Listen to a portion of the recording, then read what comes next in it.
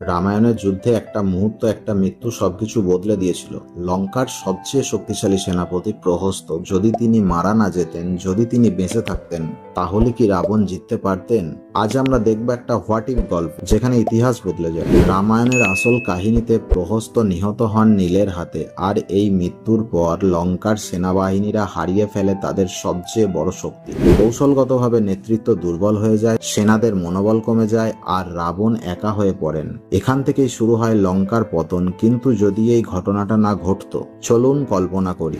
যে মুহূর্তে নীল পাথর ছুঁড়ে মারেন, প্রহস্ত সেটি এড়িয়ে যান, আর সেখান থেকেই শুরু হয় এক নতুন ইতিহাস।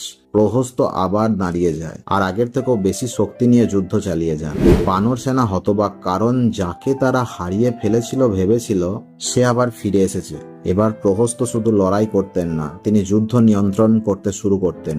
তিনি কৌশল বদলে দিতেন, বানর সেনাকে ভাগ করে ফেলতেন, আলাদা আলাদা আক্রমণ চালাতেন, দুর্বল যোদ্ধাদের আগে টার্গেট করতেন।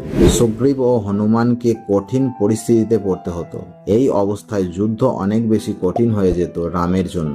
প্রহস্ত বেঁচে থাকলে রাবণ একা থাকতেন না, তার পাশে থাকতো একজন অভিজ্ঞ কৌশলী, একজন বিশিষ্ট উপদেষ্টা, একজন ভয়ঙ্কর যোদ্ধা। প্রহস্ত হয়তো রাবণকে আরো ভালো সিদ্ধান্ত নিতে সাহায্য করতে পারতেন। হয়তো তিনি রাবণকে বোঝাতেন কিছু ভুল সিদ্ধান্ত বদলাতে, আর তখন যুদ্ধের ফলাফল একবারেই অন্যরকম হতে পারত।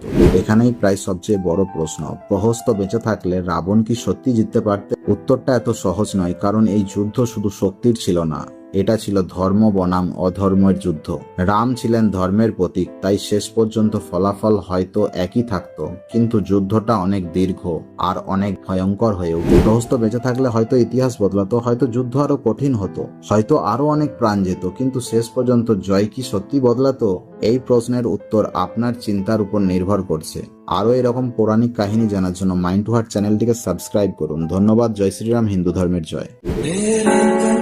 धड़कन में सिया राम।